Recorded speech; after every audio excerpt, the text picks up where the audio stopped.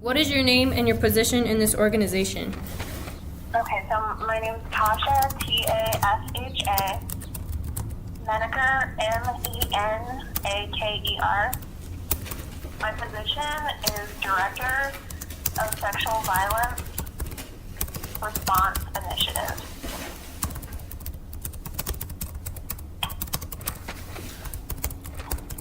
Okay. And then can you tell me a little bit about yourself? So my role here at the coalition is to provide training and technical assistance to anyone who is working with sexual assault survivors. So that includes service providers, law enforcement, forensic nurses, prosecutors, anyone who might come into contact with a sexual assault victim. Mm-hmm. We also do a lot of work with the forensic nurse programs, providing training and technical assistance, and we help communities develop sexual assault response teams. Okay.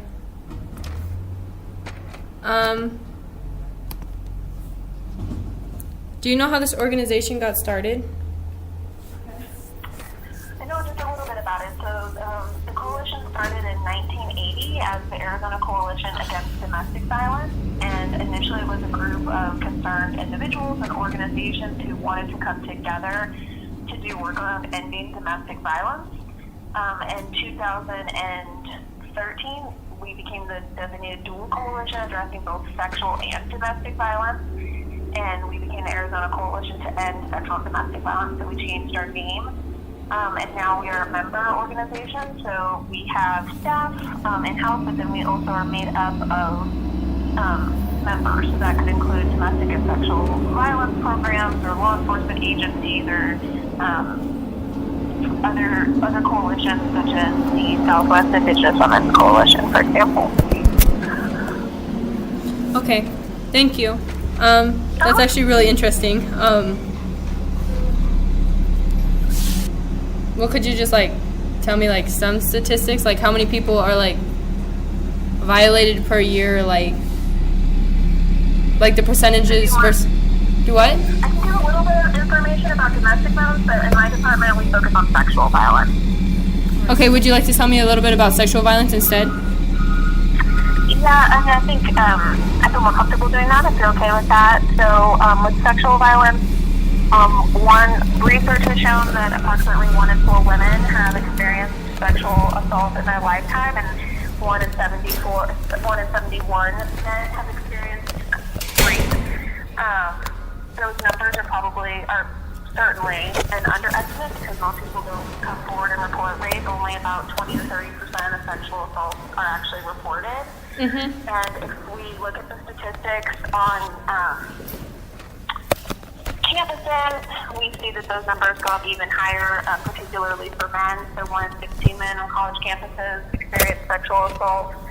And if we look at any kind of sexual violence, so not just rape, the numbers are even higher. So 1 in 2 women will experience some form of sexual violence in their lifetime, and 1 in 5 men will experience some form of sexual violence in their lifetime. That's actually a lot more than what I thought. How much could this abuse affect the person on average throughout a lifetime, and what are the effects? Sexual assault can have a really serious effect on someone who, if they experience it, of course it would be different for every person, so there's not really one way that someone might respond, but it can have a psychological impact. So people who have experienced trauma are, at risk for feeling anxiety, depression, post-traumatic stress disorder, symptoms like anger or irritability. Because of what they've experienced, it can affect people socially. So dropping out of school or having trouble academically, having difficulty at work because a symptom of trauma is difficulty focusing and difficulty concentrating, so that can impact your performance at work or at school. It can impact you physically, so sexual assault survivors report having physical symptoms over their lifetime, like headaches or gastrointestinal problems. So it can affect someone over their lifetime in a number of different ways. Okay.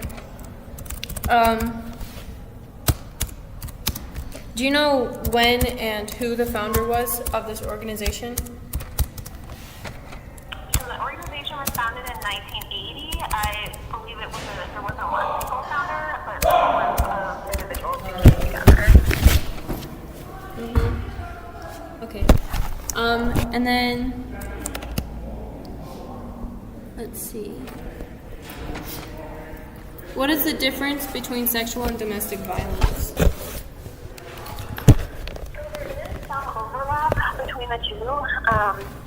So domestic violence is any kind of violence that happens between two people who are in some kind of a relationship. So that could be an intimate partnership, or you could be roommates or family members, or dating.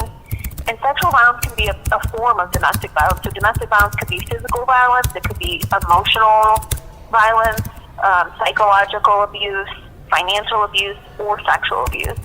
But just because there's overlap doesn't mean they always happen together. So someone can experience sexual violence, which is any kind of unwanted sexual contact outside of a relationship, right? So they could be raped or sexually assaulted by a stranger. Yeah. And so what do you do as the director in this organization? Well, I realized I gave you that information in the question where you asked me to tell a little bit about myself. So Yeah. Do you want me to tell you a little bit about myself and then you have kind of rounded that out? Yeah, I think there's like a couple like repeated questions in here. Okay. I gave you all the information about, kind of what our department does in that other question, but I guess a little bit about my background so I can properly answer your first question. Sorry about that. Oh, you're fine. I have a master's degree in clinical psychology and a PhD in criminal justice. So most of my background is doing psychological assessments, counseling, and research on sexual and domestic violence. So I've been doing research on sexual and domestic violence for over 10 years, and I've been at the coalition for 2 years now. Okay. Next question. Do you know what the consequences are of sexual and domestic violence?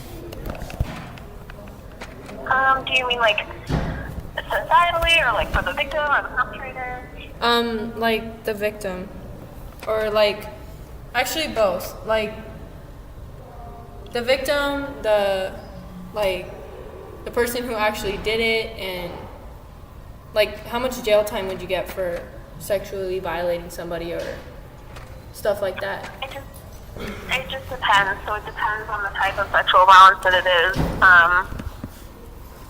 Each statute, if you look at the state statute, it'll break it down for you based on what the crime is. So it could be, ranging from sexual harassment or sexual abuse to, rape.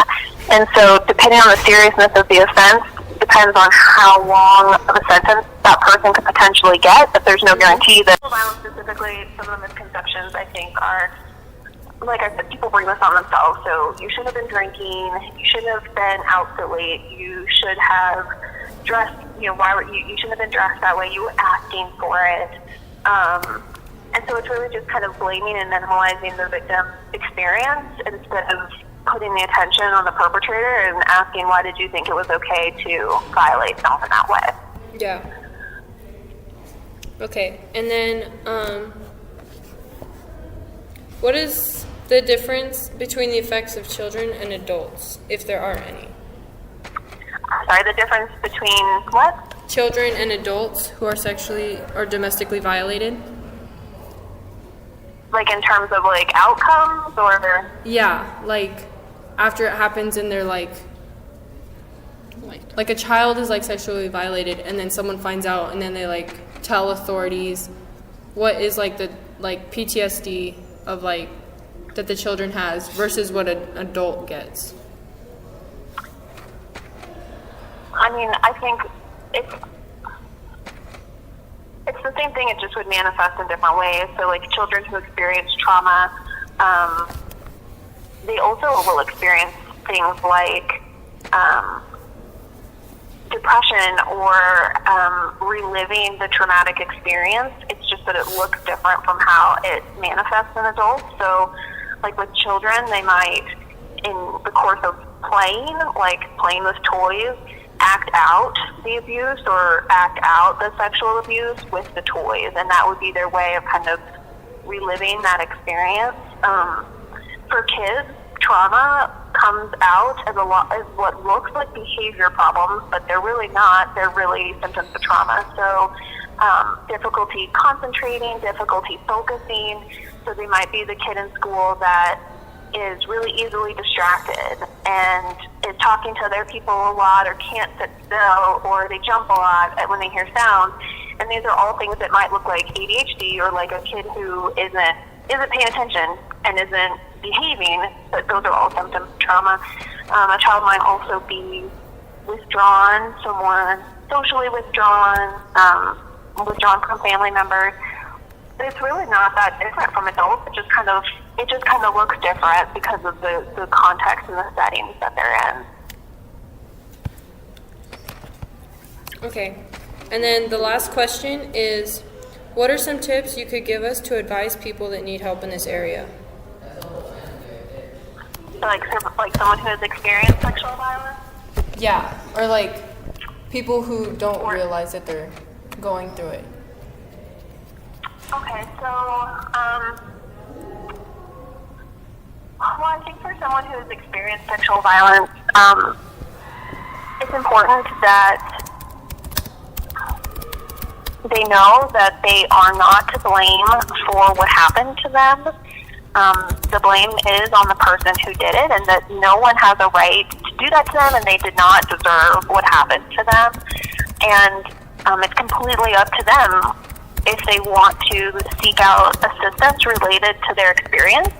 And as a coalition, we have a number of resources that are available for people who've experienced domestic and sexual violence. So if someone was looking to work with an advocate, or if they wanted to seek out counseling, or if they did feel like they wanted to report to the police, or they wanted to access health care. Those are all options that are available to someone, and it's really completely up to them which direction they want to move forward in. And so also anyone who has a friend or a family member disclose any domestic or sexual violence to them should be sure to just be very supportive and non-judgmental and help the survivor work through different options, the ones I just listed out, whether it's seeking advocacy, counseling, wanting to report it to the police, or if they just want to get some health care, or if they have any injury, or if they're concerned about that. Mm-hmm. And then like a side question that I have, what if the person, like, they know that they're being like sexually violated or like sexually abused or something, but they can't get out of it? What would be some tips for them?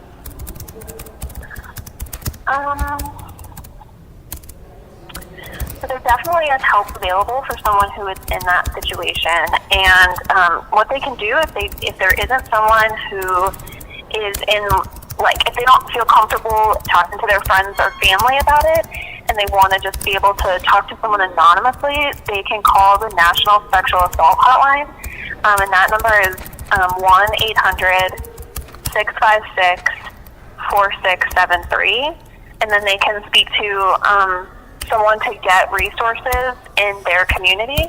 And for domestic violence, there's also a national domestic violence hotline too that I can give you the number for, and they can speak with an advocate. And also, well, here, I'll give you that number first.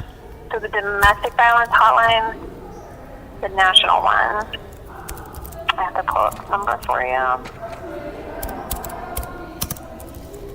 is 1-800-799-7233. And then they can also call us at the coalition if they want to talk to someone about what their different options are. So like if someone is in a situation where someone they know is consistently and persistently sexually abusing them, there are options for them if they're looking to get out of that situation, or if they just need to talk to someone to get resources. We're available to do that here at the coalition, or if they're looking to access maybe like a support group, But it's always an option for them to report to law enforcement. But if that's not something they're sure about doing, they can call one of our